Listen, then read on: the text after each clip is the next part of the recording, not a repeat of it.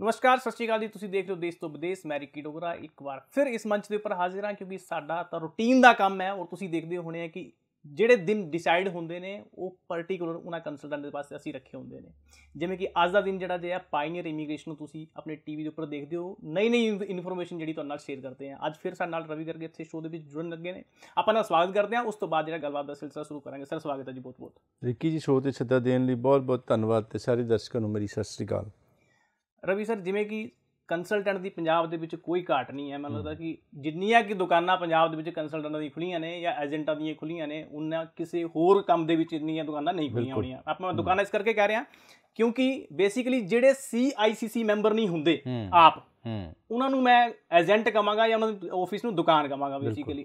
ਔਰ ਜਿਹੜੇ CICC member ਹੁੰਦੇ ਨੇ ਉਹ ਪ੍ਰੋਪਰ ਕੰਸਲਟੈਂਟ ਜਿਹੜਾ ਜੇ ਆਪਾਂ ਕਹਿ ਸਕਦੇ ਹਾਂ ਕਿ ਕੈਨੇਡਾ ਉਹ ਆਥੋਰਾਈਜ਼ ਹੁੰਦੇ ਨੇ, ਉਹ ਹਾਈ ਕਮਿਸ਼ਨ ਤੋਂ ਆਥੋਰਾਈਜ਼ ਹੁੰਦੇ ਨੇ।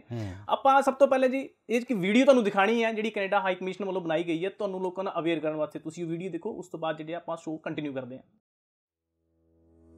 Regulated Canadian immigration consultants and regulated international student immigration advisors hold in their hands the future of those who dream of making a new life in Canada.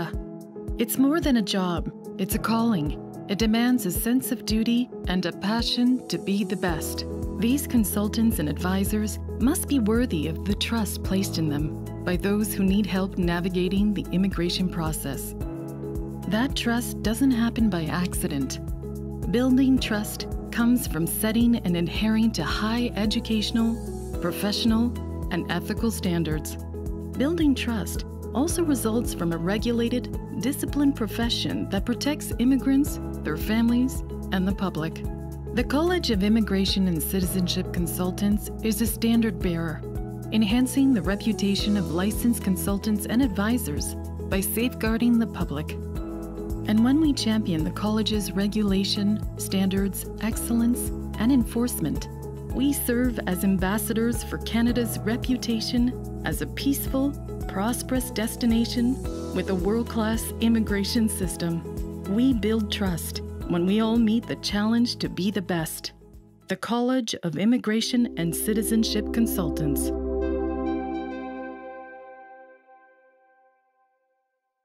ਇਹ ਜਿਹੜੀ video ਸੀਗੀ ਇਹ ਸਿਰਫ ਤੁਹਾਡੇ ਵਾਸਤੇ ਸੀਗੀ, ਤੁਹਾਡੇ ਬੱਚਿਆਂ ਦੇ ਵਾਸਤੇ ਸੀਗੀ। ਮੈਂ ਤਾਂ ਹਰ ਵਾਰੀ ਕਹਿੰਦਾ ਹੁੰਦਾ ਕਿ ਤੁਸੀਂ ਦੇਖਿਆ ਕਰੋ, ਬੱਚਿਆਂ ਦੇ ਨਾਲ ਬੈਠਿਆ ਕਰੋ, ਉਸ ਤੋਂ ਬਾਅਦ ਜਿਹੜਾ ਜਿਹਾ ਫਾਈਨਲ ਕਰਿਆ ਕਰੋ ਕਿ ਅਪਲਾਈ ਕਿੱਥੇ ਕਰਨਾ, ਕਿਹੜੇ ਕੰਸਲਟੈਂਟ ਕੋਲ ਕਰਨਾ ਹੈ। ਜਿਹੜਾ CICC ਮੈਂਬਰ ਹੈ ਉਹਦੇ ਕੋਲ ਜਾਣਾ ਹੈ ਜਾਂ ਫਿਰ ਏਜੰਟ ਕੋਲ ਜਾਣਾ, ਉਹ ਤੁਹਾਡੀ ਆਪ ਦੀ ਮਰਜ਼ੀ ਹੈ। ਲੇਕਿਨ ਰਵੀ ਸਰ, ਮੈਂ ਬੇਸਿਕਲੀ ਦੇਖੋ ਆਪਾਂ ਕਈ ਵਾਰੀ ਵੀਡੀਓ ਦਿਖਾਉਂਦੇ ਹਾਂ, ਕਈ ਵਾਰੀ ਕਿ ਮੇਰੀ ਕੋਸ਼ਿਸ਼ ਹੁੰਦੀ ਕਿ ਹਰ ਸ਼ੋਅ ਦੇ ਵਿੱਚ ਦਿਖਾਈਏ ਤਾਂ ਕਿ ਲੋਕਾਂ ਨੂੰ ਪਤਾ ਲੱਗ ਜਾਏ ਕਿ ਵਾਕਈ ਹੀ CICC ਮੈਂਬਰ ਕਿੰਨਾ ਅਹਿਮੀਅਤ ਰੱਖਦਾ ਹੈ ਤੁਹਾਡੇ ਬੱਚੇ ਦੇ ਪ੍ਰੋਫਾਈਲ ਦੇ ਉੱਪਰ, ਤੁਹਾਡੇ ਬੱਚੇ ਨੂੰ ਸੈਟਲ ਕਰਨ ਵਾਸਤੇ। ਤੁਸੀਂ ਕੀ ਕਹਿਣਾ ਚਾਹੋਗੇ? ਬਿਲਕੁਲ ਠੀਕ ਹੈ। ਇੱਕ ਗੱਲ ਮੈਂ ਹੋਰ ਜਿਹੜੀ ਨਵੀਂ ਕਹਿਣਾ ਚਾਹੁੰਦਾ ਹੈਗਾ ਕਿ ਬਹੁਤ ਸਾਰੇ ਲੋਕ ਹੁਣ ਵੀ ਇਹ ਜਾਣਦੇ ਨੇ ਜਾਂ ਇਹ ਸਮਝਦੇ ਨੇ ਕਿ ICCRC ਮੈਂਬਰਸ ਲੀਗਲੀ ਆਥੋਰਾਈਜ਼ਡ ਨੇ ਕੈਨੇਡਾ ਗਵਰਨਮੈਂਟ, ਕੈਨੇਡਾ ਅੰਬੈਸੀ ਤੋਂ। ਫਿਰ ਇਹ CICC ਕੀ ਚੀਜ਼ ਹੈ? ਹਾਂ, ਕਨਫਿਊਜ਼ਨ ਦੀ ਸਿਚੁਏਸ਼ਨ ਹੈ, ਕਨਫਿਊਜ਼ਨ ਹੈਗਾ ਬਿਲਕੁਲ। ਸੋ ਇਹ ਬੜਾ ਅੱਛਾ ਤੁਹਾਡਾ ਮੰਚ ਵੀ ਬਹੁਤ ਮੈਂ ਤਾਰੀਫ ਕਰਦਾ ਹੈਗਾ। ਔਰ ਅਦਰਵਾਈਜ਼ ਅਸੀਂ ਇੰਨੇ ਸਾਰੇ ਲੋਕਾਂ ਨੂੰ, ਲੱਖਾਂ ਲੋਕਾਂ ਨੂੰ ਕਿੱਦਾਂ ਦੱਸੀਏ ਕਿ ਕੀ ਸਹੀ ਹੈ ਕੀ ਗਲਤ ਹੈ। ਔਰ ਬੜਾ ਇਹ ਸਮਾਜ ਸੇਵਾ ਵਾਲਾ ਹੀ ਕੰਮ ਹੈਗਾ ਤਾਂ ਕਿ ਲੋਕਾਂ ਨੂੰ ਰਾਈਟ ਡਾਇਰੈਕਸ਼ਨ, ਕਿਉਂਕਿ ਦੇਖੋ ਇੱਕ ਛੋਟੀ ਜਿਹੀ ਗਲਤੀ ਆਪਾਂ, ਮੈਂ ਅਕਸਰ ਐਗਜ਼ਾਮਪਲ ਦਿੰਦਾ ਹੁੰਦਾ ਕਿ ਆਪਾਂ ਅੰਮ੍ਰਿਤਸਰ ਜਾਣਾ ਹੈਗਾ ਅਤੇ ਸ਼ਿਮਲੇ ਵੱਲ ਤੁਰ ਪਈਏ ਅਤੇ ਭਾਵੇਂ ਜਿੰਨਾ ਮਰਜ਼ੀ ਤੁਰੀ ਜਾਈਏ ਕਦੇ ਵੀ ਅੰਮ੍ਰਿਤਸਰ ਨਹੀਂ ਪਹੁੰਚਾਂਗੇ। ਬਿਲਕੁਲ। ਔਰ ਬੰਦਾ ਇਹ ਸੋਚਦਾ ਕਿ ਮੈਨੂੰ ਤਾਂ 2 ਘੰਟੇ ਹੋ ਗਏ, 5 ਘੰਟੇ ਹੋ ਗਏ, ਗੱਡੀ ਵੀ ਬਹੁਤ ਸੋਹਣੀ ਹੈਗੀ ਹੈ, ਬੜੀ ਨਵੀਂ ਗੱਡੀ ਹੈ, ਜੋ ਮਰਜ਼ੀ ਹੋਵੇ, ਲੇਕਿਨ ਨਹੀਂ, ਡਾਇਰੈਕਸ਼ਨ ਰਾਈਟ ਹੋਣੀ ਬਹੁਤ ਜ਼ਰੂਰੀ ਹੈ। ਬਿਲਕੁਲ।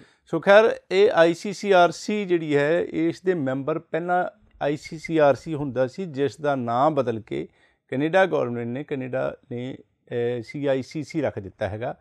ICCRC ਕੀ ਸੀਗਾ? Immigration consultants of Canada regulatory council.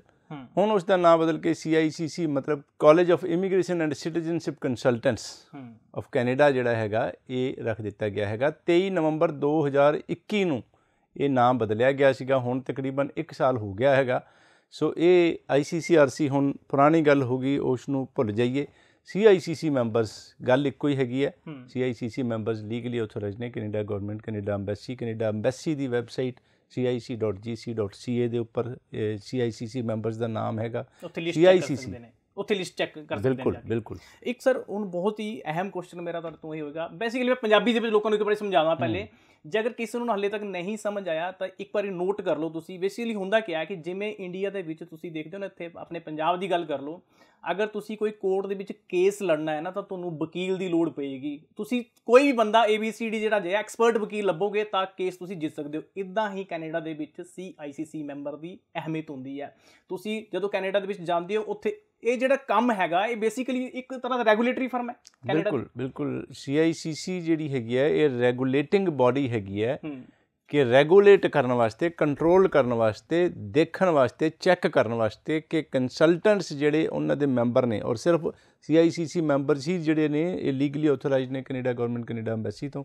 ਸੋ ਇਹ ਚੈੱਕ ਕਰਨ ਵਾਸਤੇ ਕਿ ਠੀਕ ਕੰਮ ਕਰਦੇ ਪਏ ਨੇ, ਕੋਈ ਠੱਗੀ, ਝੂਠ, ਫਰੇਬ, ਡਰਾਮਾ ਜਿਹਨੂੰ ਕਹਿੰਦੇ ਕਿ ਗਲਤ ਤਾਂ ਨਹੀਂ ਕਰਦੇ। ਸੋ ਐਟਲੀਸਟ ਜਿਹੜਾ, ਕਿਉਂਕਿ ਕੈਨੇਡਾ ਦੇ ਵਿੱਚ ਆਫਿਸ ਖੋਲ੍ਹਣ ਵਾਸਤੇ ਕੈਨੇਡਾ ਦੀ ਜਿਹੜੀ ਐਮਬੈਸੀ ਦੇ ਵਿੱਚ ਕੇਸਿਸ ਜਿਹੜੇ ਨੇ ਵੀਜ਼ਾ ਵਾਸਤੇ ਲਾਉਣ ਵਾਸਤੇ CICC ਮੈਂਬਰ ਲੀਗਲੀ ਆਥੋਰਾਈਜ਼ਡ ਨੇ। ਬਾਕੀ ਜਿਹੜੀ ਰਿੱਕੀ ਜੀ ਤੁਸੀਂ ਗੱਲ ਕੀਤੀ ਕਿ ਜਿਹੜਾ ਐਕਸਪਰਟ ਇਮੀਗ੍ਰੇਸ਼ਨ ਐਡਵੋਕੇਟ ਐਡਵੋਕੇਟ ਲੱਭਣਾ ਪਏਗਾ ਇੰਡੀਆ ਦੇ ਵਿੱਚ ਕੋਰਟ ਦੇ ਵਿੱਚ ਕੇਸ ਵਾਸਤੇ। ਸੋ ਉਸ ਦੇ ਵਿੱਚ ਇੱਕ ਹੋਰ ਪ੍ਰੋਵੀਜ਼ਨ, ਇੱਕ ਹੋਰ ਚੀਜ਼ ਹੁੰਦੀ ਹੈ ਕਿ ਕੋਈ ਬੰਦਾ ਅਗਰ ਵਕੀਲ ਅਫੋਰਡ ਨਹੀਂ ਕਰਦਾ ਤੇ ਉਹ ਖੁਦ ਵੀ ਕੇਸ ਲੜ ਸਕਦਾ ਹੈਗਾ। ਇਹ ਇੱਕ ਜਿਹੜੀ ਇੰਡੀਅਨ ਗੌਰਮੈਂਟ ਦੀ ਜਿਹੜੀ ਕੋਰਟਸ ਦੀ ਮਜਬੂਰੀ ਹੈਗੀ ਹੈ ਕਿ ਅਗਰ ਕੋਈ ਅਫੋਰਡ ਹੀ ਨਹੀਂ ਕਰਦਾ ਵਿਚਾਰਾ, ਇਹਦਾ ਮਤਲਬ ਥੋੜ੍ਹੀ ਕਿ ਉਹ ਕੁਛ ਕਰ ਹੀ ਨਾ ਸਕੇਗਾ, ਉਹ ਆਪ ਵੀ ਕੇਸ ਖੁਦ ਵੀ ਲੜ ਸਕਦਾ ਹੈ ਖੁਦ ਵੀ। ਹਾਲਾਂਕਿ ਕੋਰਟਸ ਨੂੰ ਇਹ ਦਿੱਕਤ ਹੁੰਦੀ ਹੈ, ਕਰਨਾ ਨਹੀਂ ਚਾਹੁੰਦੇ ਉਹਨਾਂ ਨੂੰ ਪ੍ਰੋਬਲਮ ਹੁੰਦੀ ਹੈ ਕਿਉਂਕਿ ਕੋਰਟ ਦੇ ਪ੍ਰੋਸੀਜਰਸ ਹੁੰਦੇ ਨੇ, ਤਰੀਕੇ ਹੁੰਦੇ ਨੇ, ਕੀ ਸਹੀ ਹੈ ਕੀ ਗਲਤ ਹੈ, ਕਿਹੜੇ ਡਾਕੂਮੈਂਟ ਦੇਣੇ ਕਿਹੜੇ ਨਹੀਂ ਦੇਣੇ।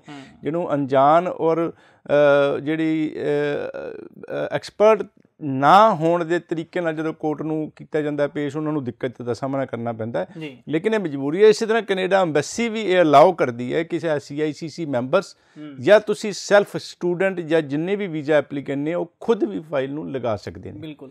ਲੇਕਿਨ ਉਹੀ ਅਗੇਨ ਕਿ ਫਿਰ ਇਹ ਜਿਹੜੇ ਕੰਸਲਟੈਂਟ ਜਿਹੜੇ CICC ਮੈਂਬਰ ਨਹੀਂ, ਤੇ ਫਿਰ ਉਹ ਤੁਹਾਡੀ ਫਾਈਲ ਨੂੰ ਜਿਹੜੇ ਸੈਲਫ ਦੇ ਵਿੱਚ ਲਗਾ ਦਿੰਦੇ ਨੇ। ਔਰ ਇੱਕ ਧਿਆਨ ਦੇਣਾ ਕਿ ਗੂਗਲ ਦੇ ਉੱਪਰ ਲਿਖਣਾ ਹੈ IMM 5476 ਆਥੋਰਾਈਜੇਸ਼ਨ ਆਫ ਰਿਪਰੈਜ਼ੈਂਟੇਟਿਵ ਲਿਖਣਾ ਹੈਗਾ, ਜਾਂ IMM 5476 ਵੀ ਲਿਖੋਗੇ ਤੇ ਉਹ ਨਿਕਲ ਆਏਗਾ। ਤੇ ਉਹ ਇੱਕ ਫਾਰਮ ਆਏਗਾ, ਉਸ ਨੂੰ ਡਾਊਨਲੋਡ ਕਰਨਾ।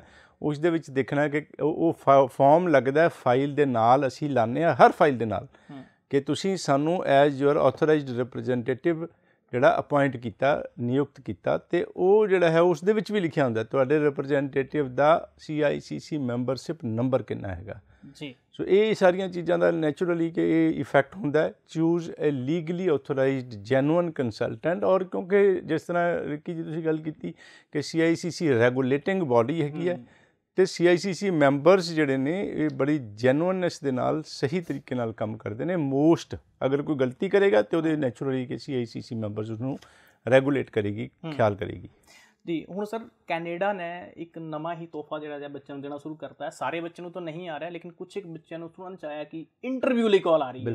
ਉਹਦੇ ਲਈ ਜਦੋਂ ਇੰਟਰਵਿਊ ਦੀ ਗੱਲ ਆਉਂਦੀ ਹੈ ਨਾ ਤਾਂ ਲੋਕੀ ਬੱਚੇ ਸੋਚਦੇ ਨੇ ਕਿ ਕਿਤੇ USA ਵਾਲਾ ਹਾਲ ਤਾਂ ਨਹੀਂ ਹੋ ਜਾਏਗਾ ਕਿ USA ਇੰਟਰਵਿਊ ਬੇਸ ਵੀਜ਼ਾ ਦਿੰਦਾ ਹੈ, ਕਿਤੇ ਇੱਦਾਂ ਦਾ ਤਾਂ ਨਹੀਂ ਹੈ। ਇਹ ਇੰਟਰਵਿਊ ਹੁੰਦੀ ਕਿਸ ਲੈਵਲ ਦੀ ਹੈ? ਬੇਸਿਕਲੀ ਘਬਰਾਹਟ ਬੱਚੇ ਦੇ ਅੰਦਰ ਹੁਣੀ ਪੈਦਾ ਹੋਣੀ ਸਟਾਰਟ ਹੋਈ ਹੈ ਕਿਤੇ ਸਾਨੂੰ ਇੰਟਰਵਿਊ ਲਈ ਕਾਲ ਨਾ ਚਾਹੇ। ਬਿਲਕੁਲ। ਦੇਖੋ ਰਿੱਕੀ ਜੀ, ਮੈਂ ਸਮਝਦਾ ਕਿ ਇਸ ਵਿੱਚ ਬਿਲਕੁਲ ਵੀ ਘਬਰਾਉਣ ਦੀ ਜ਼ਰੂਰਤ ਨਹੀਂ ਹੈ। ਦੇਖੋ ਅਲੱਗ-ਅਲੱਗ ਚੀਜ਼ਾਂ ਹੁੰਦੀਆਂ ਨੇ, ਅਲੱਗ-ਅਲੱਗ ਕਿਉਂ ਪਰਪਸ ਆਫ ਇੰਟਰਵਿਊ ਕੀ ਹੈ ਐਮਬੈਸੀ ਦਾ, ਇਹ ਅਲੱਗ-ਅਲੱਗ। ਜਦੋਂ ਕਈ ਵਾਰੀ 2-2.5 ਸਾਲ ਪਹਿਲਾਂ ਵੀ ਕਾਫੀ ਸਾਰੀ ਇੰਟਰਵਿਊਜ਼ ਹੋਈਆਂ ਸੀ ਤੇ ਫਿਰ ਉਹ ਗ੍ਰਿਲ ਕਰਨ ਵਾਲਾ ਕੰਮ ਕਿ ਕਿਹੜਾ ਕਾਲਜ, ਕਿਹੜਾ ਕੋਰਸ ਦੇ ਵਿੱਚ ਪੜ੍ਹੋਗੇ, ਕਿਉਂ ਕੋਰਸ ਲੈਂਦੇ ਪਏ ਹੋ, ਜਿਹੜੀ ਗਹਿਰਾਈਆਂ ਦੇ ਵਿੱਚ ਜਾਣ ਦੇ ਵਿੱਚ ਕਈ ਵਾਰੀ ਬੱਚਾ ਨਹੀਂ ਕਾਬਲ ਹੁੰਦਾ, ਨਹੀਂ ਦੇਖ ਪਾਉਂਦਾ, ਇੰਨੀ ਗਹਿਰਾਈ ਦੇ ਵਿੱਚ ਜਾ ਪਾਉਂਦਾ, ਸੋ ਰਿਫਿਊਜ਼ਲ ਦੇ ਵਿੱਚ ਹੋ ਸਕਦਾ। ਲੇਕਿਨ ਹੁਣ ਨਹੀਂ, ਡਰਨ ਦੀ ਇਸ ਕਰਕੇ ਜ਼ਰੂਰਤ ਨਹੀਂ ਕਿ ਇਸ ਵਕਤ ਜਿਹੜੀ ਐਮਬੈਸੀ ਇੰਟਰਵਿਊ ਲੈ ਰਹੀ ਹੈ ਉਹ ਸਿਰਫ ਇੰਗਲਿਸ਼ ਚੈੱਕ ਕਰਨ ਵਾਸਤੇ ਇੰਟਰਵਿਊਜ਼ ਲੈ ਰਹੀ ਹੈ। ਅਸੀਂ ਦੇਖਿਆ ਹੈਗਾ ਕਿ ਜਨਰਲ ਕੁਐਸਚਨਸ ਦਾ ਮਤਲਬ ਤੁਹਾਡਾ ਫੇਵਰੇਟ ਸਿੰਗਰ ਕਿਹੜਾ ਹੈਗਾ, ਤੁਹਾਡਾ ਫੇਵਰੇਟ ਸਬਜੈਕਟ ਕਿਹੜਾ ਹੈਗਾ, ਆਪਣੀ ਸਿਟੀ ਬਾਰੇ ਦੱਸੋ, ਸੋ ਇਹ ਆਪਣੀ ਪੜ੍ਹਾਈ ਬਾਰੇ ਦੱਸੋ, ਕੁਛ ਵੀ ਪੁੱਛ ਲੈਣਗੇ ਜਨਰਲ ਜਾਂ ਕੁਐਸਚਨ ਜਿਹੜਾ ਤੁਸੀਂ ਇੰਗਲਿਸ਼ ਵਿੱਚ ਦੱਸ ਸਕੋ। ਔਰ ਨੈਚੁਰਲੀ ਤੁਸੀਂ ਕਿਸੇ ਦੀ ਇੰਗਲਿਸ਼ ਚੈੱਕ ਕਰਨੀ, ਕੁਛ ਵੀ ਪੁੱਛ ਲਓਗੇ ਇੰਗਲਿਸ਼ ਜਦੋਂ ਬੋਲੇਗਾ ਬੱਚਾ ਤੇ ਉਹ ਪਤਾ ਲੱਗ ਜਾਂਦਾ ਇੰਗਲਿਸ਼ ਆਉਂਦੀ ਹੈ ਕਿ ਨਹੀਂ। ਮੇਨ ਉਹਨਾਂ ਦਾ ਓਬਜੈਕਟਿਵ ਜਿਹੜਾ ਮੇਨ ਮਕਸਦ ਹੈਗਾ ਉਹ ਇਹ ਹੈਗਾ ਕਿ ਵੈਦਰ ਕਿ ਸਟੂਡੈਂਟ ਜਿਹੜਾ ਹੈ ਇੰਗਲਿਸ਼ ਵਿੱਚ ਬੋਲ ਵੀ ਪਾਉਂਦਾ ਹੈ ਕਿ ਨਹੀਂ, ਜਵਾਬ ਦੇ ਪਾਉਂਦਾ ਹੈ ਕਿ ਨਹੀਂ। ਜੇ ਤੁਸੀਂ ਗਲਤ ਤਰੀਕੇ ਨਾਲ ਨਹੀਂ ਕੁਛ ਆਈਲੈਟਸ ਦਾ ਸਰਟੀਫਿਕੇਟ ਬਣਾਇਆ ਔਰ ਜੈਨੂਅਨ ਹੈਗਾ, ਤੁਹਾਡੀ ਇੰਗਲਿਸ਼ ਠੀਕ ਹੈਗੀ ਹੈ, ਜੈਨੂਅਨ ਆਈਲੈਟਸ ਸਰਟੀਫਿਕੇਟ ਹੈਗਾ, ਤਾਂ ਤੁਹਾਨੂੰ ਡਰਨ ਦੀ ਜ਼ਰੂਰਤ ਹੀ ਨਹੀਂ, ਕੋਈ ਚਿੰਤਾ ਦੀ ਜ਼ਰੂਰਤ ਨਹੀਂ। ਜਸਟ ਹਾਂ ਜਿਹੜਾ ਹੈ ਅਗਰ ਇੰਗਲਿਸ਼ ਬੋਲਣ ਦੀ ਪ੍ਰੈਕਟਿਸ ਕਰਨੀ ਹੈ ਕਰ ਲਓ। ਆਪਣੇ ਕੇਸ ਬਾਰੇ ਤਾਂ ਵੈਸੇ ਵੀ ਪਤਾ ਹੀ ਹੋਣਾ ਚਾਹੀਦਾ, ਲੇਕਿਨ ਅੱਛੀ ਗੱਲ ਇਹ ਹੈ ਕਿ 100 ਵਿੱਚੋਂ 1 ਦੀ ਇੰਟਰਵਿਊ ਹੈ ਉਹ ਵੀ 15-20 ਦਿਨ ਮਹੀਨੇ ਦਾ ਟਾਈਮ ਦਿੱਤਾ ਜਾਂਦਾ ਵੀ ਫਲਾਣੀ ਤਰੀਕ ਨੂੰ ਤੁਸੀਂ ਆ ਕੇ ਕਰਨਾ ਹੈਗਾ। ਜਿਨ੍ਹਾਂ ਨੂੰ ਆਏਗੀ ਉਹ ਇਨਫ ਟਾਈਮ ਉਹਨਾਂ ਨੂੰ ਮਿਲ ਜਾਂਦਾ ਹੈਗਾ। ਕੋਈ ਡਰਨ ਦੀ ਜ਼ਰੂਰਤ ਨਹੀਂ, ਬਿਲਕੁਲ ਚਿੰਤਾ ਕਰਨ ਦੀ ਜ਼ਰੂਰਤ ਨਹੀਂ ਜੀ। ਜੀ ਬਿਲਕੁਲ, ਜਿਵੇਂ ਕਿ ਰਵੀ ਸਰ ਆਪਾਂ ਸ਼ੋਅ ਤੋਂ ਪਹਿਲੇ ਡਿਸਕਸ ਕਰ ਰਹੇ ਸੀ ਆਪਸ ਦੇ ਵਿੱਚ ਕਿ ਕੈਨੇਡਾ ਦੇ ਵੱਲੋਂ GIC ਨੂੰ ਲੈ ਕੇ ਕੁਝ ਅਪਡੇਟ ਕੀਤਾ ਗਿਆ, ਉਹ ਤੁਸੀਂ ਜਿਹੜਾ ਦੱਸੋ ਕਿ GIC ਨੂੰ ਲੈ ਕੇ ਕੈਨੇਡਾ ਦੇ ਵਿੱਚ ਕੀ ਅਪਡੇਟ ਆਇਆ ਨਵਾਂ? ਬਿਲਕੁਲ, ਜਿਹੜਾ ਰੀਸੈਂਟਲੀ GIC ਹੈ ਜੀ, ਗਰੰਟਿਡ ਇਨਵੈਸਟਮੈਂਟ ਸਰਟੀਫਿਕੇਟ, ਜਿੰਨੇ ਵੀ SDS ਦੇ ਵਿੱਚ ਕੇਸ ਲੱਗਦੇ ਨੇ ਜਾਂ ਐਮਬੈਸੀ ਦੇ ਵਿੱਚ ਕੇਸ ਸਟੱਡੀ ਵੀਜ਼ਾ ਦੇ ਕੈਨੇਡਾ ਵਾਸਤੇ ਲੱਗਦੇ ਨੇ, ਉਹਨਾਂ ਨੇ GIC ਕਰਵਾਉਣੀ ਹੁੰਦੀ ਹੈ 10,000 ਕੈਨੇਡੀਅਨ ਡਾਲਰ ਦੀ ਕਿਸੇ ਕੈਨੇਡੀਅਨ ਬੈਂਕ ਦੇ ਵਿੱਚ। ਕਿਹੜੇ ਬੈਂਕ 'ਚ ਕਰ ਸਕਦੇ ਹਾਂ, ਕੈਨੇਡਾ ਐਮਬੈਸੀ ਦੀ ਵੈਬਸਾਈਟ 'ਤੇ ਹੈਗਾ, ਲੇਕਿਨ ਜ਼ਿਆਦਾਤਰ ਸਕੋਸ਼ੀਆ ਬੈਂਕ ਦੇ ਵਿੱਚ ਵੀ ਕਰ ਸਕਦੇ ਸੀ, ICICI ਬੈਂਕ ਦੇ ਵਿੱਚ ਕਰ ਸਕਦੇ ਸੀਗੇ, CIBC ਬੈਂਕ ਦੇ ਵਿੱਚ ਕਰ ਸਕਦੇ ਸੀਗੇ। ਸੋ ਇਹ ਕਈ ਬੈਂਕ ਸੀਗੇ, ਲੇਕਿਨ ਜ਼ਿਆਦਾਤਰ ਅਸੀਂ ਵੀ ਇਹ ਕਰਦੇ ਸੀਗੇ ਕਿ ਸਕੋਸ਼ੀਆ ਬੈਂਕ ਦੇ ਵਿੱਚ GIC ਕਰਵਾਈਏ, ਲੇਕਿਨ ਉਸ ਦੇ ਵਿੱਚ ਕਾਫੀ ਸਾਰੇ ਬੱਚਿਆਂ ਨੂੰ ਦਿੱਕਤ ਆਉਂਦੀ ਸੀ। ਸਕੋਸ਼ੀਆ ਬੈਂਕ ਕੈਨੇਡਾ ਦਾ ਬੈਂਕ ਹੈਗਾ ਜਿਸ ਦਾ ਇੰਡੀਆ ਦੇ ਵਿੱਚ ਨਾ ਕੋਈ ਰਿਪਰੈਜ਼ੈਂਟੇਟਿਵ ਹੈਗਾ, ਨਾ ਕੋਈ ਇੱਥੇ ਦੇਖਣ ਵਾਲਾ ਹੈਗਾ, ਨਾ ਕੋਈ ਸੁਣਨ ਵਾਲਾ ਹੈਗਾ। ਇੱਕ ਨੰਬਰ ਸੀਗਾ ਜਿਹੜਾ ਕਲਾਇੰਟ ਨੰਬਰ ਸੀਗਾ ਜਿਹੜਾ ਕੰਟੈਕਟ ਵਾਸਤੇ, ਔਰ ਉਹ ਸਟੂਡੈਂਟਸ ਜਿਹੜੇ ਹੈ ਉਹ ਉਸ 'ਤੇ ਕਾਲ ਕਰ ਸਕਦੇ ਸੀ ਆਪਣੇ ਕੇਸ ਬਾਰੇ, ਆਪਣੀ GIC ਬਾਰੇ ਜੀ। ਲੇਕਿਨ ਉਹ ਵੀ ਕਿਉਂਕਿ ਇੰਨੇ ਜ਼ਿਆਦਾ ਸੀਗੇ ਕਿ ਉਹ ਚੁੱਕਦੇ ਨਹੀਂ ਸੀਗੇ ਜਾਂ ਉਹ ਕੋਈ ਜਵਾਬ ਨਹੀਂ ਦਿੰਦੇ ਸੀਗੇ।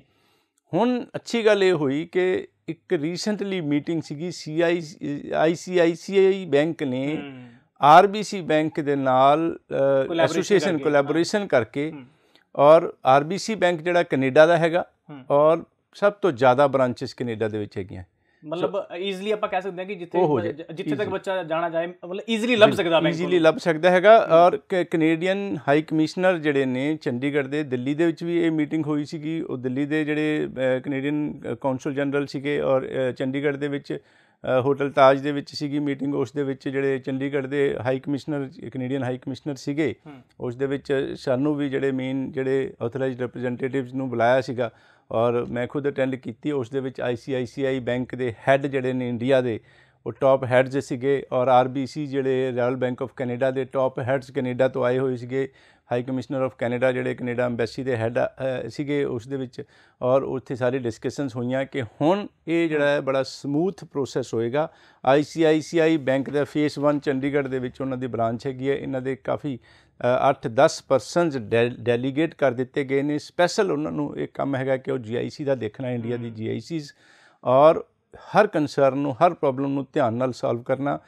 ਮੈਨੂੰ ਰੀਸੈਂਟਲੀ ਯਾਦ ਹੈ, 10 ਕੁ ਦਿਨ ਪਹਿਲਾਂ ਦੀ ਗੱਲ ਹੈ, ਇੱਕ ਮੇਰੇ ਖਾਸ ਬੱਚਾ ਨੋਨ ਵੀ ਸੀਗਾ, ਉਸ ਦੀ GIC ਦੇ ਵਿੱਚ GIC ਭਰੀ, ਔਰ ਉਸ ਦੇ ਵਿੱਚ ਉਹਨਾਂ ਨੂੰ ਪ੍ਰੋਬਲਮ ਆ ਗਈ ਅਤੇ ਬੜੀ ਤਕਲੀਫ 2-3 ਮਹੀਨੇ ਲੱਗ ਗਏ ਉਸ ਨੂੰ ਸੌਰਟ ਆਊਟ ਕਰਨ ਲੱਗੇ। There was nobody to listen to the problems, concerns, ਕਿ ਕਿਸੇ ਨੇ ਸੁਣਿਆ ਨਹੀਂ। ਸਾਨੂੰ ਕਾਫੀ ਪਰੇਸ਼ਾਨੀ, ਟੈਨਸ਼ਨ ਦਾ ਸਾਹਮਣਾ ਕਰਨਾ ਪਿਆ। ਔਰ ਅਸੀਂ ਵੀ ਇਹ ਚਾਹੁੰਦੇ ਹਾਂ, ਸਟੂਡੈਂਟਸ ਵੀ ਚਾਹੁੰਦੇ ਨੇ ਕਿ ਇਹੋ ਜਿਹੀ ਕੋਈ ਟੈਨਸ਼ਨ ਨਾ ਹੋਵੇ, ਕਿਉਂਕਿ ਅਸੀਂ ਵੀਜ਼ਾ ਲਵਾਉਣਾ, ਐਮਬੈਸੀ 'ਚ ਫਾਈਲ ਲੱਗਣੀ, ਹੋਰ ਹੀ ਬੜੀਆਂ ਗੱਲਾਂ ਨੇ, ਬੜਾ ਕੁਛ ਦੇਖਣਾ ਹੈਗਾ। ਔਰ ਇਹੋ ਜਿਹਾ ਕੋਈ ਪੇਮੈਂਟ ਫਸ ਗਈ ਔਰ ਉਸ ਦਾ ਪ੍ਰੋਬਲਮ ਨਾ ਹੋਈ, ਕਿਉਂਕਿ ਮੰਨ ਲਓ ਪੇਮੈਂਟ GIC ਨੂੰ ਦਿੱਤੀ, GIC ਸਰਟੀਫਿਕੇਟ ਨਹੀਂ ਆਇਆ, ਅਤੇ ਜਦ ਤੱਕ GIC ਸਰਟੀਫਿਕੇਟ ਨਹੀਂ ਆਏਗਾ ਉਦੋਂ ਤੱਕ ਫਾਈਲ ਨਹੀਂ ਲੱਗੇਗੀ ਐਮਬੈਸੀ 'ਚ। ਉੱਧਰੋਂ ਡੈਡਲਾਈਨ ਆ ਰਹੀ ਹੈਗੀ ਆ, ਔਰ ਉੱਧਰੋਂ ਜਿਹੜਾ ਹੈਗਾ ਬੜੀ ਪ੍ਰੋਬਲਮਸ ਦਾ ਸਾਹਮਣਾ ਕਰਨਾ ਪੈਂਦਾ। ਸੋ ਉਹ ਜਿਹੜਾ ਹੈ ਰਾਇਲ ਬੈਂਕ ਆਫ ਕੈਨੇਡਾ ਜੀ ਦੇ ਵਿੱਚ GIC ICICI ਬੈਂਕ ਵਿੱਚ ਹੋਏਗੀ, ਅਤੇ ਉੱਥੇ ਜਦੋਂ ਸਟੂਡੈਂਟ ਵੀਜ਼ਾ ਲੱਗ ਕੇ ਉੱਥੇ ਜਾਏਗਾ ਅਤੇ ਉੱਥੇ RBC ਬੈਂਕ ਦੇ ਵਿੱਚ ਅਕਾਊਂਟ ਆਲਰੇਡੀ ਉਹਨਾਂ ਦਾ ਹੋਏਗਾ, ਔਰ ਸਾਰੀ ਹੈਂਡਲਿੰਗ ਹੋਏਗੀ। ਬਹੁਤ ਸਾਰੀਆਂ ਬ੍ਰਾਂਚਿਸ ਹਰ ਸਿਟੀ ਦੇ ਵਿੱਚ, ਕੈਨੇਡਾ ਦੇ ਹਰ ਸਿਟੀ 'ਚ ਬਹੁਤ ਸਾਰੀਆਂ ਬ੍ਰਾਂਚਿਸ, ਨੋ ਪ੍ਰੋਬਲਮ। ਔਰ ਹੁਣ ਆਪਾਂ ICICI ਬੈਂਕ ਦੇ ਵਿੱਚ ਆਈ ਵੁੱਡ ਹਾਈਲੀ ਰਿਕਮੈਂਡ, ਤਾਂ ਕਿ ਤੁਹਾਨੂੰ ਦਿੱਕਤ ਦਾ ਸਾਹਮਣਾ ਨਾ ਕਰਨਾ ਪਵੇ। ICICI ਮੈਂ ਤੁਹਾਨੂੰ ਰੋਕਣਾ ਚਾਹਾਂਗਾ ਸਰ। ਹਾਂਜੀ, ਕਿੱਥੋਂ ਗੱਲ ਕਰ ਰਹੇ ਹੋ ਜੀ? ਹਾਂਜੀ ਸਰ, ਗੁੱਡ ਆਫਟਰਨੂਨ। ਮੈਂ ਸ਼ਿਵਾਨੀ ਗੱਲ ਕਰ ਰਹੀ ਹਾਂ ਜਲੰਧਰ ਤੋਂ। ਹਾਂਜੀ ਸ਼ਿਵਾਨੀ ਸਰ, ਮੈਂ ਇਹ ਕਨਫਰਮ ਕਰਨਾ ਸੀ, ਮੈंने ਗ੍ਰੈਜੂਏਸ਼ਨ ਕਰੀ ਹੋਈ ਹੈ 21 ਦੇ ਵਿੱਚ, 78% ਮਾਰਕਸ ਨੇ ਐਂਡ 6.5 ਈਚ ਬੈਂਡ ਨੇ, ਬਟ ਮੇਰੇ 3 ਟਾਈਮ ਰਿਫਿਊਜ਼ਲ ਹੈ। 3 ਟਾਈਮ ਰਿਫਿਊਜ਼ਲ, ਮੈਨੂੰ ਹੁਣ ਨੈਕਸਟ ਟਾਈਮ ਅੱਗੇ ਅਪਲਾਈ ਕਰਨਾ ਚਾਹੀਦਾ ਕਿ ਨਹੀਂ? ਲੇਟੈਸਟ ਤੁਸੀਂ ਕਿਹੜਾ ਇਨਟੇਕ ਰਿਫਿਊਜ਼ ਹੋ, ਸੈਪਟੈਂਬਰ ਇਨਟੇਕ ਜਾਂ ਜਨ ਇਨਟੇਕ? ਨਹੀਂ, ਰੀਸੈਂਟਲੀ ਮੇਰਾ ਜਨਵਰੀ 23 ਦਾ ਇਨਟੇਕ ਹੋਇਆ ਹੈ ਰਿਫਿਊਜ਼ ਜੀ। ਇਹਨਾਂ ਦਾ ਪਰਸੈਂਟੇਜ ਪੁੱਛਣਾ ਚਾਹੁੰਦਾ। ਪਰਸੈਂਟੇਜ ਕਿੰਨੀ ਹੈ? ਮੇਰੀ ਸਰ 78% ਨੇ। 78% ਗ੍ਰੈਜੂਏਸ਼ਨ ਹੈ? ਹਾਂਜੀ, ਗ੍ਰੈਜੂਏਸ਼ਨ ਜੀ। ਤੁਸੀਂ ਆਨਸਰ ਜਿਹੜਾ ਤੁਸੀਂ ਕੁਐਸਚਨ ਪੁੱਛਿਆ ਉਹਦਾ ਆਨਸਰ TV ਸਕਰੀਨ ਦੇ ਉੱਪਰ ਤੁਸੀਂ ਸੁਣ ਸਕਦੇ ਹੋ ਜੀ। ਦੇਖੋ ਸਰ, 3 ਵਾਰੀ ਰਿਫਿਊਜ਼ਲ, ਬਿਲਕੁਲ 6 ਬੈਂਡ ਹੈਗੇ ਨੇ, 6.5 ਨਾਟ ਲੈਸ ਦੈਨ 6।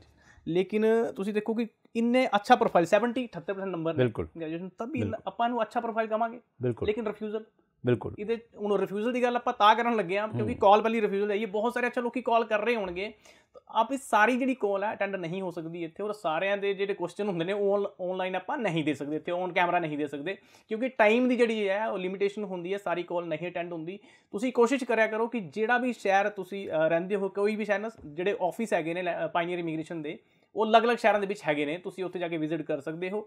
ਔਰ ਸਭ ਤੋਂ ਵੱਡੀ ਗੱਲ ਕਿ ਤੁਹਾਨੂੰ ਕਾਲ ਬੈਕ ਆ ਜਾਏਗੀ, ਜਦੋਂ ਤੁਸੀਂ ਕਾਲ ਕਰੋਗੇ ਉਸ ਤੋਂ ਬਾਅਦ ਤੁਹਾਨੂੰ ਪਾਇਨੀਅਰ ਦੇ ਆਫਿਸ ਤੋਂ ਕਾਲ ਬੈਕ ਆ ਜਾਏਗੀ। ਰਵੀ ਸਰ ਕਿਵੇਂ ਦੇਖਦੇ ਹੋ ਇਸ ਪ੍ਰੋਫਾਈਲ ਨੂੰ? ਬੱਚੇ ਦਾ ਜਿਹੜਾ 78% ਵਾਲਾ ਬੱਚਾ ਕਹਿੰਦਾ ਕਿ 3 ਵਾਰ ਰਿਫਿਊਜ਼ ਹੋ ਗਿਆ ਔਰ ਲੇਟੈਸਟ ਜੈਨ ਇਨਟੇਕ ਰਿਫਿਊਜ਼ ਹੈ, ਅਗਲਾ ਇਨਟੇਕ ਅਪਲਾਈ ਕਰੇ ਤਾਂ ਕਿਹੜਾ? ਬਿਲਕੁਲ ਦੇਖੋ ਰਿੱਕੀ ਜੀ, ਆਪਾਂ ਇਸ ਮੰਚ ਤੇ ਗੱਲ ਕਰਦੇ ਹਾਂ, ਜਦੋਂ ਵੀ ਗੱਲ ਕਰਦੇ ਹਾਂ, ਕਿਉਂਕਿ ਦੇਖੋ guidance and misguidance there is a lot of difference. ਦਾ ਮਤਲਬ ਕਿਸੇ ਨੂੰ ਵੀ ਰਾਹ ਦੱਸਣ ਲੱਗੇ ਅਸੀਂ ਐਕਸਪਰਟਸ ਜਿਹੜੇ ਅਸੀਂ ਹੈਗੇ ਹਾਂ, ਅਸੀਂ ਕਹਿ ਦੇਣਾ ਐਵੇਂ ਹੋ ਸਕਦਾ, ਐਵੇਂ ਨਹੀਂ ਹੋ ਸਕਦਾ, that makes a big difference. ਦਾ ਮਤਲਬ ਉਹਨਾਂ ਦੀ ਜ਼ਿੰਦਗੀ ਦੇ ਉੱਪਰ ਪੂਰਾ ਅਸਰ। ਅਸੀਂ ਕਹਿਤਾ ਇਹ ਕੰਮ ਹੋ ਜਾਏਗਾ ਤੁਹਾਡਾ, ਉਹ ਫਿਰ ਉੱਧਰਲੇ ਪਾਸੇ ਤੁਰ ਪੈਂਦੇ ਨੇ। ਸੋ ਇਹ ਜਿਹੜਾ ਹੈ ਰੱਬ ਨੂੰ ਹਾਜ਼ਰ ਨਾਜ਼ਰ ਮੰਨ ਕੇ ਸਾਡੀ ਪਾਇਨੀਅਰ ਇਮੀਗ੍ਰੇਸ਼ਨ ਤੁਹਾਡੀ ਸੇਵਾਵਾਂ, ਖਿਆਲ ਔਰ highly professional, ethical, honesty, transparency ਨੂੰ ਜਿਹੜਾ ਹੈ ਅਸੀਂ ਧਿਆਨ ਦੇ ਕੇ ਤੁਹਾਡੇ ਵਾਸਤੇ ਅਸੀਂ ਕੇਅਰ ਕਰਦੇ ਹੈਗੇ ਹਾਂ। ਸੋ ਇਸ ਦੇ ਵਿੱਚ ਜਿਹੜਾ ਕੁਝ ਚੀਜ਼ਾਂ ਰਹਿ ਗਈਆਂ ਜਿਹੜੀਆਂ ਕਿ ਇਹ ਸੀਗਾ ਕਿ ਕਿਹੜਾ ਕਾਲਜ ਦੇ ਵਿੱਚ ਜਿਹੜੀ 3 ਰਿਫਿਊਜ਼ਲਸ ਹੋਈਆਂ, ਇਹਦੇ ਵਿੱਚ ਸਭ ਤੋਂ ਵੱਡੀ ਗੱਲ ਜਿਹੜੀ ਪਹਿਲਾਂ ਵੀ ਆਪਾਂ ਕੀਤੀ ਕਿ ਰਾਹ ਅਗਰ ਸਹੀ ਹੈ ਤਦ ਹੀ ਆਪਾਂ ਪਹੁੰਚਾਂਗੇ, ਰਾਹ ਗਲਤ ਹੋ ਗਿਆ ਤਾਂ ਫਿਰ ਪਹੁੰਚ ਹੀ ਨਹੀਂ ਸਕਦੇ। ਸੋ ਇਸ ਦੇ ਵਿੱਚ ਜਿਹੜਾ ਪੁਆਇੰਟ ਆਪਾਂ ਰਹਿ ਗਿਆ, ਜਿਹੜਾ ਇਹਨਾਂ ਨਾਲ ਗੱਲ ਨਹੀਂ ਹੋ ਸਕੀ, ਜਿਹੜਾ ਕਿਹੜਾ ਕਾਲਜ ਸੀਗਾ, ਕਿਹੜਾ ਕੋਰਸ ਸੀਗਾ। ਅਤੇ ਕਈ ਵਾਰੀ ਅਸੀਂ ਕੰਸਲਟੈਂਟ ਵੀ ਪੁੱਛ ਲੈਂਦੇ ਹਾਂ ਕਿ ਸਾਨੂੰ ਅੰਦਾਜ਼ਾ ਹੁੰਦਾ ਹੈ ਕਿ ਕੰਸਲਟੈਂਟ ਕਿਸ ਤਰ੍ਹਾਂ ਦਾ ਕੰਮ ਕਰੇਗਾ, ਠੀਕ ਕਰੇਗਾ, ਨਹੀਂ ਕਰੇਗਾ। ਸੋ ਇਹ ਕੁਛ ਕੰਸਲਟੈਂਟਸ ਦਾ ਤੁਹਾਨੂੰ ਵੀ ਪਤਾ ਹੋਣਾ ਰਿੱਕੀ ਜੀ, ਬੜੇ ਇਸ ਤਰ੍ਹਾਂ ਦੇ ਮੀਡੀਆ 'ਤੇ ਬੜਾ ਕੁਛ ਇਸ ਤਰ੍ਹਾਂ ਦਾ ਕਰਦੇ ਨੇ ਕਿ ਕਈਆਂ ਨੇ ਤੈਰ ਲਗਾਈ ਹੁੰਦੀ ਹੈ ਜੀ 100% ਵੀਜ਼ਾ, 100% ਵੀਜ਼ਾ, ਬਿਲਕੁਲ 100% ਵੀਜ਼ਾ। ਔਰ ਕੈਨੇਡਾ ਦਾ ਮੈਂ ਹਮੇਸ਼ਾ ਕਹਿੰਦਾ 6 ਇੰਚ ਤੋਂ ਥੱਲੇ ਵੀਜ਼ਾ ਨਹੀਂ ਲੱਗਣਾ, ਅਤੇ ਉਹ ਕਹਿੰਦੇ ਜੀ 5 ਬੈਂਡ 'ਚ ਕੈਨੇਡਾ ਦਾ ਵੀਜ਼ਾ ਲਵਾ ਦਾਂਗੇ। ਹੁਣ ਕਿਵੇਂ ਕੀ ਕਰਦੇ ਨੇ, ਕਿੱਦਾਂ ਹੈਗਾ, ਜਾਲੀ ਡਾਕੂਮੈਂਟ ਲਾਉਣਗੇ ਤਾਂ ਬੈਨ ਹੋਣ ਦੇ ਚਾਂਸ ਹੋਣਗੇ ਜਾਂ ਕਈ ਕੁਛ ਇਸ ਤਰ੍ਹਾਂ ਦਾ ਹੈਗਾ। ਲੇਕਿਨ ਆਪਣੀ ਕੰਪਨੀ ਜਿਹੜੀ ਹੈ ਕੋਈ ਵੀ ਜਾਲੀ ਨਹੀਂ ਡਾਕੂਮੈਂਟ, ਕੋਈ ਵੀ ਗਲਤ ਕੰਮ ਨਹੀਂ, 100% ਓਨੈਸਟੀ ਔਰ ਜਿਹੜੀ ਜੈਨੂਅਨ ਕੰਮ, ਜਿਹੜਾ ਰਾਈਟ ਕੰਮ ਜਿਹੜਾ ਹੈਗਾ। ਔਰ ਇਹ ਬਿਲਕੁਲ ਸੋ ਇਹ ਜਿਹੜਾ ਹੈ ਉਸ ਦੇ ਵਿੱਚ ਜਿਸ ਤਰ੍ਹਾਂ ਇਹਨਾਂ ਨੇ ਗ੍ਰੈਜੂਏਸ਼ਨ ਕੀਤੀ ਹੈਗੀ ਹੈ, ਅਗਰ ਇਸ ਨੂੰ ਜਾਣਾ ਚਾਹੀਦਾ ਸੀ ਪੋਸਟ ਗ੍ਰੈਜੂਏਟ ਪ੍ਰੋਗਰਾਮ ਦੇ ਵਿੱਚ। ਅਗਰ ਪੋਸਟ ਸੈਕੰਡਰੀ ਦਾ ਮਤਲਬ ਉਹ ਪ੍ਰੋਗਰਾਮ ਜਿਸ ਦੇ ਵਿੱਚ 12ਵੀਂ ਵਾਲੇ ਬੱਚੇ ਵੀ ਜਾ ਸਕਦੇ ਨੇ, ਉਸ ਦੇ 'ਚ ਐਡਮਿਸ਼ਨ ਲੈਣਗੇ ਅਤੇ ਫਿਰ ਰਿਫਿਊਜ਼ਲ ਹੋਣੀ ਨੈਚੁਰਲ ਸੀਗੀ। ਔਰ ਮੈਂ ਦੇਖਿਆ ਹੈਗਾ ਕਿ BA ਵਾਲੇ ਬੱਚੇ ਨੂੰ ਅਰਲੀ ਚਾਈਲਡਹੁੱਡ ਐਜੂਕੇਸ਼ਨ ਜਿਹੜਾ ਪੋਸਟ ਸੈਕੰਡਰੀ ਜਿਹੜਾ 12ਵੀਂ ਵਾਲੇ ਬੱਚੇ ਨੂੰ ਦਿੰਦੇ ਆ, ਇੱਕ ਵਾਰੀ ਲਗਾ ਦਿੱਤਾ। ਮੈਂ ਵੀ ਕਹਿੰਦਾ ਹੈਗਾ ਕਿ ਕੋਈ ਚਿੰਤਾ ਦੀ ਜ਼ਰੂਰਤ ਨਹੀਂ, ਅਗਰ ਰਿਫਿਊਜ਼ਲ ਹੋ ਗਿਆ ਦੁਬਾਰਾ ਅੰਬੈਸੀ ਨਾਲ ਗੱਲ ਕਰਕੇ ਅੰਬੈਸੀ 'ਚ ਲਾਵਾਂਗੇ ਫਾਈਲ, ਜ਼ਿਆਦਾ ਚਾਂਸ ਹੋਣਗੇ ਵੀਜ਼ਾ ਲੱਗਣਗੇ। ਲੇਕਿਨ ਡਾਇਰੈਕਸ਼ਨ ਤਾਂ ਸਹੀ ਹੋਣੀ ਚਾਹੀਦੀ ਹੈ। ਜਦੋਂ ਆਪਾਂ ਇਹੋ ਜਿਹੇ ਗ੍ਰੈਜੂਏਟ ਬੱਚੇ ਨੂੰ ਪੋਸਟ ਸੈਕੰਡਰੀ ਕੋਰਸ ਦੇਤਾ, ਰਿਫਿਊਜ਼ਲ ਹੋ ਗਈ, ਫਿਰ ਦੁਬਾਰਾ ਲਾਤਾ, ਫਿਰ ਰਿਫਿਊਜ਼ਲ ਹੋ ਗਈ, ਫਿਰ ਤੀਜੀ ਵਾਰ ਲਾਤਾ, ਫਿਰ ਰਿਫਿਊਜ਼ਲ ਹੋ ਗਈ, ਤਾਂ ਉਹ ਤਾਂ ਰਿਫਿਊਜ਼ਲਾਂ ਹੀ ਹੋਣੀਆਂ, ਭਾਵੇਂ 5 ਵਾਰੀ ਲਾ ਦਈਏ। ਮਤਲਬ ਕਿ ਆਪਾਂ ਕਹਿ ਸਕਦੇ ਹਾਂ ਕਿ ਜੇ ਅਗਰ ਸਹੀ ਡਾਕੂਮੈਂਟੇਸ਼ਨ ਨਹੀਂ ਹੋਏਗੀ ਤਾਂ ਰਿਫਿਊਜ਼ਲ ਤਾਂ ਹੋਏਗੀ। ਇਸੇ ਤਰੀਕੇ ਨਾਲ ਲੋਕ ਅਕਸਰ ਲਾ ਦਿੰਦੇ ਸੀਓ ਰਿਪੋਰਟ, ਪ੍ਰਾਪਰਟੀ ਦੇ ਡਾਕੂਮੈਂਟਸ, ਓਨਰਸ਼ਿਪ ਦੇ, ਪ੍ਰਾਪਰਟੀ ਦੇ ਓਨਰਸ਼ਿਪ ਦੇ ਡਾਕੂਮੈਂਟਸ, ਪ੍ਰਾਪਰਟੀ ਦੀ ਇਵੈਲੂਏਸ਼ਨ ਦੇ ਡਾਕੂਮੈਂਟਸ, ਸੀਏ ਰਿਪੋਰਟ ਲਾ ਦਿੱਤੀ ਔਰ ਇਨਕਮ ਦੇ ਡਾਕੂਮੈਂਟਸ ਲਾਤੇ, ਬੈਂਕ ਦੇ ਫੰਡਸ ਲਾਤੇ, ਇੰਨੀ ਮੋਟੀ ਫਾਈਲ ਬਣਾਤੀ ਜਿਹੜੀ ਕਿ ਇਸ ਵਕਤ ਨਹੀਂ ਚੱਲਦੀ। ਟਾਈਮ ਦੀ ਗੱਲ ਹੈ, ਕਿਸੇ ਟਾਈਮ ਮਈ 2009 ਤੋਂ ਪਹਿਲਾਂ ਇਹੀ ਕੰਮ ਹੁੰਦਾ ਸੀ ਸਾਰੇ ਡਾਕੂਮੈਂਟ ਦੇਣ। ਬਿਲਕੁਲ। ਔਰ ਮਈ 2009 ਤੋਂ ਬਾਅਦ ਜਿਹੜਾ ਹੈਗਾ SPP ਆਇਆ ਸੀਗਾ, ਉਸ ਤੋਂ ਬਾਅਦ 18 ਦੇ ਵਿੱਚ 2018 'ਚ SDS ਕੈਟਾਗਰੀ 'ਚ ਆਈ ਹੈ। ਕੋਈ ਜ਼ਿਆਦਾ ਡਾਕੂਮੈਂਟ ਨਹੀਂ ਲੱਗਦੇ, ਸਿਰਫ ਗਿਣੇ ਚੁਣੇ ਡਾਕੂਮੈਂਟਸ। ਮੁੱਖ ਦੀ ਗੱਲ ਕਿ ਗਲਤ ਡਾਕੂਮੈਂਟ, ਜਿਹੜੇ ਡਾਕੂਮੈਂਟਸ ਦੀ ਲੋੜ ਆ ਉਹ ਨਹੀਂ ਲਾਵਾਂਗੇ ਤਾਂ ਵੀ ਗਲਤ ਹੋਏਗਾ, ਜਿਹੜੇ ਡਾਕੂਮੈਂਟਸ ਦੀ ਨਹੀਂ ਲੋੜ ਨਜਾਇਜ਼ ਲਾ ਦੇਵਾਂਗੇ ਫਿਰ ਵੀ ਪ੍ਰੋਬਲਮ ਹੋਏਗੀ। ਖੈਰ ਇਹਨਾਂ ਚੀਜ਼ਾਂ ਨੂੰ ਦੇਖਦੇ ਹੋਏ, ਲੇਕਿਨ ਅੱਛੀ ਗੱਲ ਇਹ ਕਿ ਅਗਰ 3 ਵਾਰੀ ਰਿਫਿਊਜ਼ਲਸ ਹੋਈਆਂ, ਗਲਤੀਆਂ ਹੋਈਆਂ, ਕੁਛ ਵੀ ਕਾਰਨ ਹੋਏ, ਕੋਈ ਚਿੰਤਾ ਕਰਨ ਦੀ ਜ਼ਰੂਰਤ ਨਹੀਂ। ਪ੍ਰੋਫਾਈਲ ਜਿਸ ਤਰ੍ਹਾਂ ਕਿ ਜੀ ਤੁਸੀਂ ਕਿਹਾ ਬੜਾ ਸਟਰੋਂਗ ਹੈਗਾ, 2021 ਪਾਸ ਆਊਟ, ਰੀਸੈਂਟ ਹੈਗਾ, 6.5 ਨਾਟ ਲੈਸ ਦੈਨ 6 ਬੈਂਡਸ, ਈਵਨ ਕਿ 6 ਈਚ ਦੇ ਨਾਲ ਵੀ ਸਾਡੇ ਕਈ ਵੀਜ਼ੇ ਆਏ ਨੇ, ਕੋਈ ਐਸੀ ਦਿੱਕਤ ਵਾਲੀ ਗੱਲ ਨਹੀਂ। ਸੋ ਇਹ recent pass out, 78% marks, high profile case, 4 ਵਾਰੀ ਰਿਫਿਊਜ਼ਲ ਦਾ ਰੀਸੈਂਟਲੀ, 5 ਵਾਰੀ ਦੇ ਵੀ ਆਏ ਹੋਏ ਆ, ਲੇਕਿਨ ਰੀਸੈਂਟਲੀ 10-15 ਦਿਨ ਪਹਿਲਾਂ ਤੁਸੀਂ ਅਗਰ ਫੇਸਬੁੱਕ ਪੇਜ, ਇੰਸਟਾਗ੍ਰਾਮ 'ਤੇ ਦੇਖੋਗੇ, ਵੰਸ਼ਿਕਾ ਨਾਂ ਦੀ ਬੇਟੀ ਹੈਗੀ ਕੁੜੀ, ਉਸ ਦਾ ਜਿਹੜਾ 4 ਵਾਰੀ ਰਿਫਿਊਜ਼ਲ ਤੋਂ ਬਾਅਦ ਵੀਜ਼ਾ ਆਇਆ। ਸੋ ਇਹ ਡਰਨ ਦੀ ਜ਼ਰੂਰਤ ਨਹੀਂ, ਟੈਨਸ਼ਨ ਚਿੰਤਾ ਨਹੀਂ। ਸਾਡੇ ਆਫਿਸ 'ਚ ਕੰਟੈਕਟ ਕਰੋ। ਹਰ ਵੀਰਵਾਰ ਨੂੰ ਮੈਂ ਚੰਡੀਗੜ੍ਹ ਆਫਿਸ ਮਿਲਦਾ ਹੈਗਾ, ਸਬਜੈਕਟ ਟੂ ਕਨਫਰਮੇਸ਼ਨ। ਕਈ ਵਾਰੀ ਕੋਈ ਐਸੀ ਐਮਰਜੈਂਸੀ ਮੀਟਿੰਗ ਨਾ ਹੋਵੇ ਮੇਰੀ, ਕਿਤੇ ਕਾਲਜ, ਐਮਬੈਸੀ ਨਾਲ ਮੀਟਿੰਗ ਚੱਲਦੀਆਂ ਨੇ, ਤੇ ਉਹ ਜਿਹੜਾ ਹੈਗਾ ਜਿਸ ਤਰ੍ਹਾਂ ਮੈਂ ਹੁਣੇ ਦੱਸਿਆ ਜਿਹੜਾ GIC ਨੂੰ ਲੈ ਕੇ ਸਾਡੀ ਮੀਟਿੰਗ ਸੀਗੀ, ਸੋ ਇਹ ਕਨਫਰਮ ਜ਼ਰੂਰ ਕਰ ਲੈਣਾ if I am present in Chandigarh office ਦੇ ਵਿੱਚ ਅਗਰ ਹੈਗਾ ਤੇ ਹਰ ਥਰਸਡੇ ਨੂੰ ਮੈਂ ਮਿਲਾਂਗਾ। ਜੇ ਥਰਸਡੇ ਨੂੰ ਕੋਈ ਪ੍ਰੋਬਲਮ ਕੋਈ ਕੰਮ ਹੈਗਾ ਤੇ ਅੱਗੇ ਪਿੱਛੇ ਵੀ ਹੋ ਸਕਦਾ। 70613 ਤੇ ਕਾਲ ਕਰਕੇ ਆਪਣੀ ਅਪਾਇੰਟਮੈਂਟ ਟਾਈਮ ਵਗੈਰਾ ਫਿਕਸ ਕਰ ਲੈਣਾ। ਇਸ ਬੱਚੇ ਨੂੰ ਡਰਨ ਦੀ ਜ਼ਰੂਰਤ ਨਹੀਂ, ਬੇਟੀ ਨੂੰ, ਕਿ ਤੁਸੀਂ ਵੈਲਕਮ ਹੈ ਸਾਡੇ ਆਫਿਸ ਵਿੱਚ ਕੰਟੈਕਟ ਕਰਕੇ ਜਾਂ ਮੈਨੂੰ ਮਿਲ ਕੇ ਸਿੱਧੇ ਤੁਸੀਂ ਆਪਣਾ ਕੇਸ ਪ੍ਰੋਸੈਸ ਕਰਵਾ ਸਕਦੇ ਹੋ। ਵੈਲਕਮ ਜੀ ਸਰ। ਹੁਣ ਅਗਲਾ ਕੁਐਸਚਨ ਮੇਰਾ ਮੇਜਰ ਉਹ ਵੀ ਕਿਉਂਕਿ ਇਨਟੇਕ ਵਾਲੀ ਗੱਲ ਆਉਂਦੀ ਹੈ। ਹੁਣ ਜਿਵੇਂ ਕਿ ਇਹ ਬੱਚਾ ਜਿਹੜਾ ਸੀਗਾ ਇਹ ਜੈਨ ਇਨਟੇਕ ਤੋਂ ਰਿਵਿਊ ਸੀਗਾ, ਜੇ ਆਪਾਂ ਹੁਣ ਗੱਲ ਕਰੀਏ ਮਈ ਇਨਟੇਕ ਦੇ ਵਿੱਚ ਅਪਲਾਈ ਕਰੇ ਬੱਚਾ, ਤਾਂ ਲੋਕਾਂ ਤੋਂ ਗੱਲਾਂ ਸੁਣਦੇ ਆ ਕਾਫੀ ਕਿ ਮਈ ਇਨਟੇਕ ਨਾ ਕਾਫੀ ਹੱਦ ਤੱਕ ਤਾਂ ਕਲੋਜ਼ ਹੋ ਚੁੱਕਿਆ, ਵੀ ਸੀਟਾਂ ਹੈ ਨਹੀਂ, ਔਰ ਕੁਝ ਕੋਰਸ ਜਿਹੜੇ ਹੈਗੇ ਨੇ ਉਹ ਮਈ ਇਨਟੇਕ 'ਚ ਅਵੇਲੇਬਲ ਨਹੀਂ ਹੁੰਦੇ। ਇਹਦੇ ਪਿੱਛੇ ਦੀ ਸੱਚਾਈ ਕੀ ਹੈ? ਅਗਰ ਮਈ ਇਨਟੇਕ 'ਚ ਕਿਸੇ ਨੇ ਜਾਣਾ ਹੋਵੇ ਤਾਂ ਕਿੰਨੀ ਦੇਰ ਤੱਕ ਅਪਲਾਈ ਕਰ ਸਕਦਾ? ਹੁਣ ਲਾਸਟ ਮਤਲਬ ਟਾਈਮ ਕੀ? ਦੇਖੋ ਤੁਹਾਡੀ ਗੱਲ ਬਿਲਕੁਲ ਠੀਕ ਹੈ। ਕੈਨੇਡਾ ਦੀ ਡਿਮਾਂਡ ਬਹੁਤ ਹਾਈ ਹੈ, ਦਾ ਮਤਲਬ ਇਹ ਕਿ ਜਿਹੜੇ ਵੀ ਕੋਰਸਿਸ ਨੇ ਬਹੁਤ ਪਹਿਲਾਂ ਫੁੱਲ ਹੋ ਜਾਂਦੇ ਨੇ, 5, 6, 8 ਮਹੀਨੇ ਪਹਿਲਾਂ ਹੀ ਫੁੱਲ ਹੋ ਜਾਂਦੇ ਨੇ। ਸਤੰਬਰ ਦੇ ਕੋਰਸਿਸ ਵੀ 8 ਮਹੀਨੇ ਪਹਿਲਾਂ ਹੀ ਫੁੱਲ ਹੋਣੇ ਸ਼ੁਰੂ ਹੋ ਗਏ ਸੀਗੇ। ਸੋ ਇਹ ਜਿਹੜੇ ਮਈ ਦੇ ਕੋਰਸਿਸ ਤਾਂ ਖੈਰ ਕਾਫੀ ਟਾਈਮ ਪਹਿਲਾਂ ਆਲਮੋਸਟ ਫੁੱਲ ਹੋ ਗਏ ਸੀਗੇ। ਆਪਾਂ ਹੁਣ ਇਸ ਬੱਚੇ ਦੀ ਗੱਲ ਕਰੀਏ ਤਾਂ ਦੇਖਣਾ ਪਏਗਾ ਕਿ ਡੈਫਰਮੈਂਟ ਹੋ ਕੇ ਕੁਛ ਹੋ ਜਾਏਗਾ ਜਾਂ ਕਿ ਕਿਹੜੇ ਕਾਲਜ ਕਿਹੜੇ ਕੋਰਸ ਦੇ ਵਿੱਚ ਮਈ ਵਾਸਤੇ ਅਗਰ ਹੈ ਤਾਂ ਠੀਕ ਹੈ, ਨਹੀਂ ਤਾਂ ਨੋ ਡਾਊਟ ਕਿ ਅਗਰ ਇਹ ਜਿਸ ਤਰ੍ਹਾਂ ਮੈਂ ਦੱਸਿਆ ਪੋਸਟ ਸੈਕੰਡਰੀ ਕੋਰਸ ਸੀਗਾ ਅਤੇ ਗਲਤ ਰਾਹ ਚੱਲਿਆ ਹੋਇਆ ਸੀ, ਅਤੇ ਉਸੇ ਗਲਤ ਰਾਹ 'ਤੇ ਦੁਬਾਰਾ ਤਾਂ ਨਹੀਂ ਚੱਲਾਂਗੇ। ਅਤੇ ਮੁੱਕਦੀ ਗੱਲ ਉਸ ਤੋਂ ਰਿਫੰਡ ਲੈ ਲਾਂਗੇ, ਕਿਸੇ ਹੋਰ ਕਾਲਜ ਵਿੱਚ ਅਪਲਾਈ ਕਰਾਂਗੇ ਸਹੀ ਕੋਰਸ ਵਿੱਚ, ਪੋਸਟ ਗ੍ਰੈਜੂਏਟ ਪ੍ਰੋਗਰਾਮ ਵਿੱਚ, ਪੋਸਟ ਸੈਕੰਡਰੀ 'ਚ ਨਹੀਂ। ਔਰ ਉਸ ਦੇ ਵਿੱਚ ਫਿਰ ਮਈ 'ਚ ਹੈ ਕਿ ਨਹੀਂ ਹੈ ਤਾਂ ਸਤੰਬਰ ਦੇ ਵਿੱਚ ਕੋਈ ਗੱਲ ਨਹੀਂ ਅਪਲਾਈ ਕਰਾਂਗੇ, ਉੱਧਰੋਂ ਰਿਫੰਡ ਅਪਲਾਈ ਕਰਾਂਗੇ। 2-3 ਮਹੀਨੇ ਵਿੱਚ ਰਿਫੰਡ ਆਉਂਦਾ। ਮੁੱਕਦੀ ਗੱਲ ਕਿ ਭਾਵੇਂ ਅਸੀਂ ਗੱਲ ਕਰਦੇ ਪਏ ਸੀ ਮੈਂ ਅੰਮ੍ਰਿਤਸਰ ਜਾਣਾ ਅਤੇ ਸ਼ਿਮਲੇ ਵੱਲ ਤੁਰ ਪਏ, ਅਤੇ ਜੇ 5 ਘੰਟੇ ਦਾ ਵੀ ਰਸਤਾ ਕਰ ਲਿਆ, ਜਿੱਥੇ ਰੁਕ ਕੇ ਸਾਨੂੰ ਪਤਾ ਲੱਗ ਗਿਆ ਕਿ ਗਲਤ ਰਸਤੇ 'ਤੇ ਆ, ਉੱਥੋਂ ਹੀ ਮੁੜ ਕੇ ਆ ਕੇ ਆਪਾਂ ਸਹੀ ਰਸਤੇ 'ਤੇ ਪੈ ਜਾਵਾਂਗੇ ਅਤੇ ਪਹੁੰਚ ਜਾਵਾਂਗੇ ਸਹੀ ਰਸਤੇ 'ਤੇ। ਸੋ ਇਹ ਜਿਹੜਾ ਹੈ ਮੁੱਕਦੀ ਗੱਲ ਕਿ ਆਪਾਂ ਇਸ ਨੂੰ ਰਿਫੰਡ ਲੈ ਲਾਂਗੇ, ਕਿਸੇ ਕਾਲਜ 'ਚ ਅਪਲਾਈ ਕਰ ਲਾਂਗੇ। ਸਾਡੇ ਕੋਲ 2003 ਤੋਂ ਕੰਪਨੀ 20 ਸਾਲ ਤੋਂ ਇਹੀ ਚੀਜ਼ ਦੇਖਦੇ ਆ, ਹਾਊ ਟੂ ਮੈਨੇਜ ਸੱਚ ਕੇਸਿਸ, ਕਿਸ ਤਰ੍ਹਾਂ ਇਹਨਾਂ ਕੇਸਿਸ ਨੂੰ ਸਹੀ ਰਸਤੇ 'ਤੇ ਪਾ ਕੇ ਇਹਨਾਂ ਦਾ ਕੰਮ ਕਰਵਾਉਣਾ ਹੈਗਾ। ਇਹੀ ਸਾਡੀ ਐਕਸਪਰਟੀਜ਼ ਹੈਗੀ ਹੈ। ਖਾਸ ਤੌਰ 'ਤੇ ਜ਼ਿਆਦਾ study visa, visitor visa, spouse visa ਔਰ open work permit spouse visa ਦੇ। ਸੋ ਇਹ ਬੜੇ ਸਾਰੇ ਇਹੋ ਜਿਹੇ ਕੇਸਿਸ ਇਹ ਇਸ ਬੱਚੇ ਨੂੰ ਫਿਰ ਹੋ ਸਕਦਾ ਸਤੰਬਰ ਵਿੱਚ ਅਪਲਾਈ ਕਰਨਾ ਪਵੇ, ਕੋਈ ਚਿੰਤਾ ਦੀ। ਲੇਕਿਨ ਇਹ ਅੱਛੀ ਗੱਲ ਹੈ ਕਿ ਸਾਲ ਬਾਅਦ ਨਹੀਂ ਹੁੰਦਾ ਕਿ ਅਗਲੇ ਸਾਲ ਹੀ ਅਪਲਾਈ ਹੋਣਾ। ਹਰ 4 ਮਹੀਨੇ ਬਾਅਦ ਨਵੇਂ ਇਨਟੇਕਸ ਹੁੰਦੇ ਨੇ, ਉਹਨਾਂ ਦੀ ਸੀਟਾਂ ਹੁੰਦੀਆਂ ਨੇ। ਬਿਲਕੁਲ, ਲੇਕਿਨ ਇਹ ਸਬਰ ਤਾਂ ਕਰਨਾ ਪੈਣਾ, ਥੋੜ੍ਹਾ ਜਿਹਾ ਹੌਸਲਾ। ਸਬਰ ਦਾ ਮਤਲਬ ਇਹ ਕਿ ਜਨਵਰੀ ਦਾ ਜੋ ਰਿਫਿਊਜ਼ਡ ਹੈ ਮਈ 'ਚ ਹੈਗੀ, ਠੀਕ ਹੈ, ਨਹੀਂ ਤਾਂ ਕੋਈ ਗੱਲ ਨਹੀਂ ਸਤੰਬਰ ਸੇ।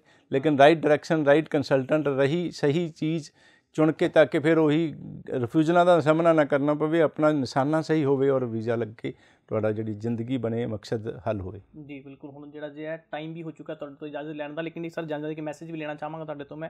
ਉਹ ਮੈਸੇਜ ਇਹ ਹੈ ਕਿ ਕਈ ਵਾਰੀ ਆਪਾਂ ਦੇਖਦੇ ਹਾਂ ਬੱਚੇ ਜਦੋਂ ਵੀਜ਼ਾ ਆ ਜਾਂਦਾ, ਮਤਲਬ ਜਨ ਇਨਟੇਕ ਦਾ ਵੀਜ਼ਾ ਆਇਆ, ਉਹਦਾ ਅਕਤੂਬਰ 'ਚ ਵੀਜ਼ਾ ਆ ਗਿਆ, ਲੇਕਿਨ ਜਾਣਾ ਹੁੰਦਾ ਸੀਗਾ ਨਵੰਬਰ ਜਾਂ ਦਸੰਬਰ ਦੇ ਸ਼ੁਰੂ ਦੇ ਵਿੱਚ। ਹੁਣ ਜੇ ਅਗਰ ਕਿਸੇ ਨੇ ਜਾਣਾ ਹੋਵੇ ਤਾਂ ਕਦੋਂ ਜਾ ਸਕਦਾ, ਮਤਲਬ ਜਾਣ ਦੀ ਡੇਟ ਕਿਆ ਹੈ? ਬਿਲਕੁਲ, ਦੇਖੋ ਰਿੱਕੀ ਜੀ, ਇਸ ਵਕਤ ਜਨਵਰੀ ਦੇ ਖੈਰ ਵੀਜ਼ੇ ਤਾਂ ਆ ਹੀ ਚੁੱਕੇ ਨੇ ਜ਼ਿਆਦਾਤਰ।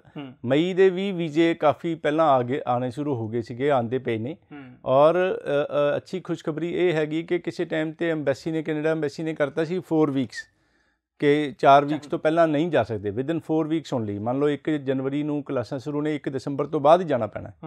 ਲੇਕਿਨ ਹੁਣ ਇਸ ਵਕਤ ਉਹ ਕੰਡੀਸ਼ਨ ਚੱਕ ਦਿੱਤੀ ਹੈਗੀ ਹੈ, ਤੁਸੀਂ ਪਹਿਲਾਂ ਵੀ ਜਾ ਸਕਦੇ ਹੋ, 2 ਮਹੀਨੇ ਪਹਿਲਾਂ, 3 ਮਹੀਨੇ ਪਹਿਲਾਂ ਵੀ ਜਾ ਤਾਂ ਸਕਦੇ ਹੋ। ਲੇਕਿਨ ਇਸ ਗੱਲ ਦਾ ਧਿਆਨ ਰੱਖਣਾ ਕਿ ਤੁਹਾਡੀ ਜਿਹੜੀ ਵਰਕ ਜਿਹੜੀ ਕਰਨ ਦੇ ਰਾਈਟਸ ਨੇ, ਕੰਮ ਤੁਸੀਂ ਜਿਸ ਦਿਨ ਕਲਾਸ ਸ਼ੁਰੂ ਹੋਣੀ ਹੈ ਤੁਹਾਡੀ, ਪਹਿਲੇ ਦਿਨ ਕਲਾਸ ਲੱਗਣ ਤੋਂ ਬਾਅਦ ਹੀ ਤੁਸੀਂ ਕੰਮ ਕਰ ਸਕਦੇ ਹੋ, ਅਲਾਊਡ ਹੋ ਲੀਗਲੀ।